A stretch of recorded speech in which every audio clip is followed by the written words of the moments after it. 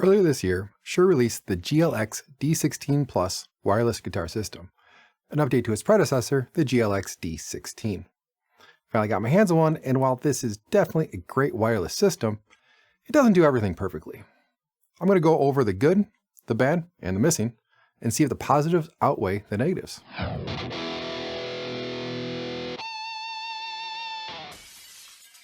What is up, everyone? Man Bun Melod here. If you hate being tied down with a guitar cable, like and subscribe. As I go over the positives and negatives of this wireless system, I'll periodically be comparing it with the Line 6 G70. You may have seen my review of the G70 I did 6 years ago, and I raved about it back then, but over the last year or two, I've had a lot of dropouts on stage, so I think it's time to switch. But spoiler alert, there are a lot of features I still love about the G70 that I'll miss on the GLX. I do have to give a big shout out to Zounds for lending me this GLX system for review. If you're looking to pick one up, check out the links in the description. They're a great company to work with, and I do get a small kickback, which helps fund this channel. Now let's start with the good. It's a solid and reliable guitar wireless. It uses 2.4 and 5.8 GHz dual frequency bands for increased reliability. This is one of the upgrades from the GLXD16, which only used a single 2.4 GHz band. You can set it up to use one band, but unless you have a reason to do that, they recommend leaving it in dual band mode. With the dual bands, I can't get this thing to drop signal, under normal circumstances of course. With my pedal board on the floor, I've been able to walk to the very back of bars, maybe 60-70 feet, without any issues. And that's with chairs, tables, and people in the way. Setting the wireless up outside, I was able to walk 320 feet away without experiencing any dropouts. The weird thing about being that far away from my amp is there was just over a quarter-second delay from when I played something to when I heard it. There is one caveat with being that far away. I had my back to the receiver, so the transmitter was in direct line of sight with the receiver. As soon as I turned around and my body was directly between the transmitter and receiver, I had nowhere near a clean signal. In fact, it wasn't until I was about 50 feet away that the signal was nice and clear again. Now, this is a worst case scenario because as soon as I turned just a little bit, the signal was great. It's just something to be aware of. Again, like I said before, I walked to the back of a bar while playing and had 0 dropouts. Continuing with the good, this wireless is super easy to set up out of the box. All you need to do is power up the receiver, then turn on the transmitter and it will automatically connect. Simple as that. Changing channels is really easy too. Simply hit the channel button and it will search for the best channel in the selected group. Once the channel is found, it will automatically change the channel on the transmitter as well. Literally takes seconds. If you're having trouble finding an available channel, all you need to do is change the group by holding down the group button, then selecting a different group of which there are 3 available.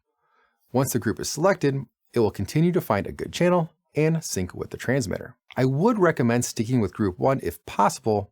I'll explain why later. Shure also added a 1/4 inch input on the receiver in case you wanted to plug a cable directly into the pedal board. The previous version didn't have an input, and if you needed to plug a cable in for whatever reason, you need to unplug something, which is the last thing you want to do at a gig.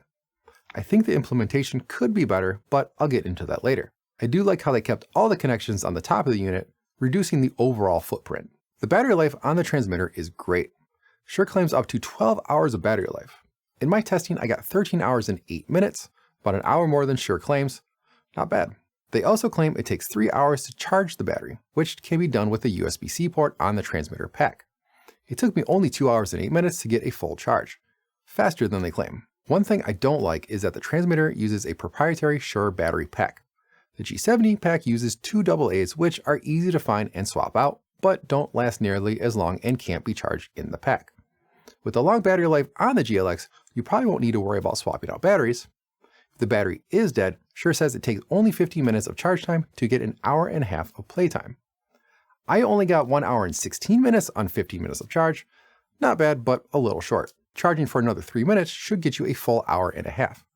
You can buy replacement batteries, which aren't too expensive at $35 USD, but as long as you're mindful of charging, you probably won't need an additional one. Another thing I should point out on the transmitter is the solid belt clip that doesn't slip off.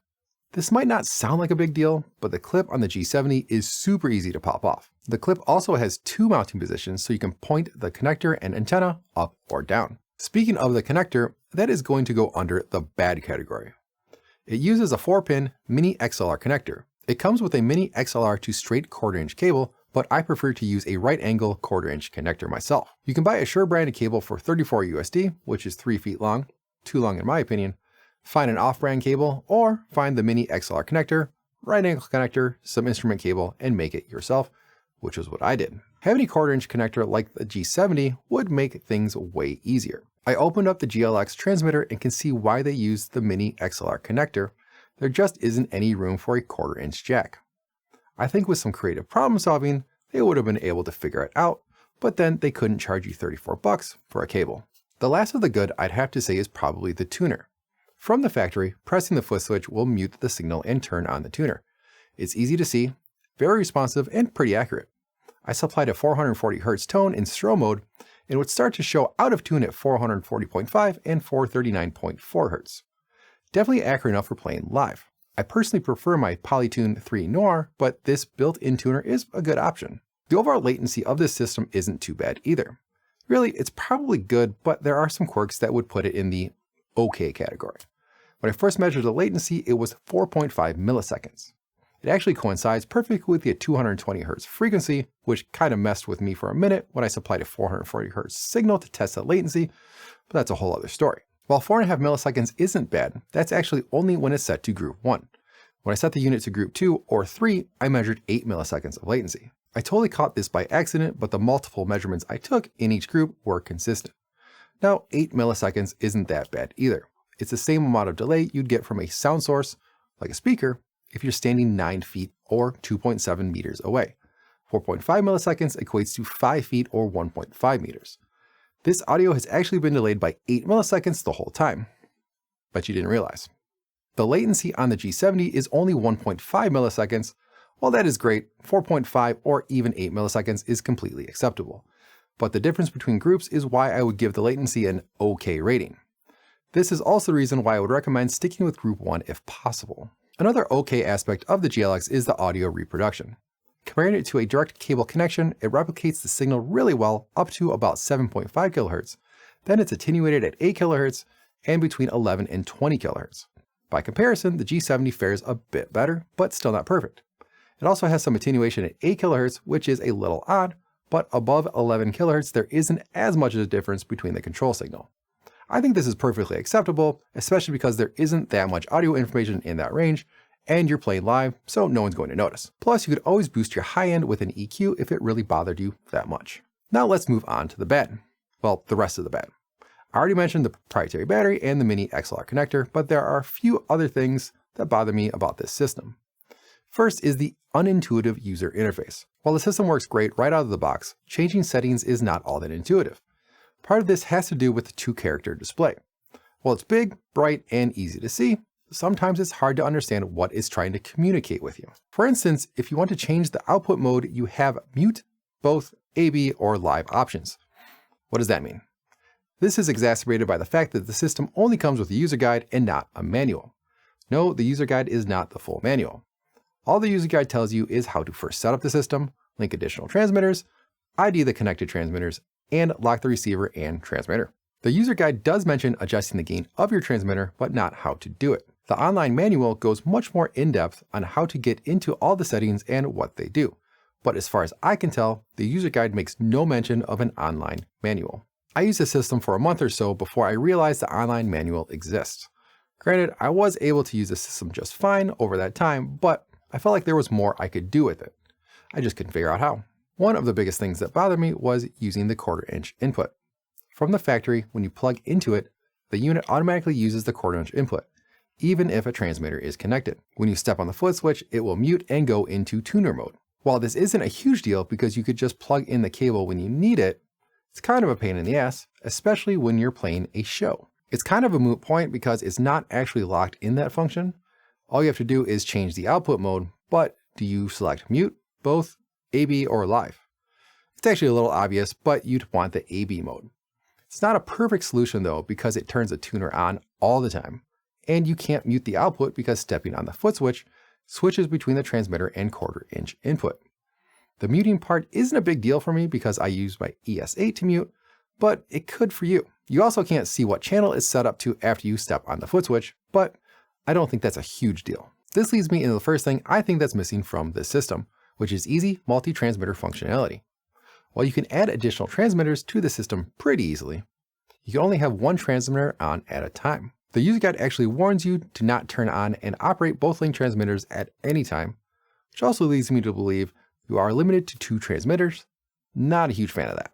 While having 2 transmitters is nice, what I don't like is you can't have both on. So when switching guitars, if you forget to turn off the transmitter from the first guitar before picking up the second, you have to go back and turn it off. With the G70, you can have up to 16 transmitters all on simultaneously and just press the foot switch to change between them. I wish I could use the foot switch on the GLX to switch between transmitters. It's just a small feature I really like. The way it handles multiple transmitters, I'll probably just stick with one and move it between guitars or just use the 1/4 inch input. The other thing I think the GLX is missing are more outputs. On the G70, there are 2 selectable outputs, a tuner output and an XLR output. I don't need 4 outputs on the GLX, but having one more would have been great. Although I am able to work around it. I use the tuner output on the G70 as the key input on my Fortin Zool Mini noise suppressor. It's actually more of a fault of the Zool Mini, but going from multiple outputs to one does feel like a bit of a downgrade. Now don't get me wrong, I did come down hard on this wireless system, but I think the positives of the system, like the reliability and good audio reproduction, do outweigh the negatives. But I do wish Shure would have added some of these additional features. All that said, I am officially switching from the G70 to the GLXD16 Plus. If you want to pick one up, I highly recommend getting one from Zounds. Links in the description.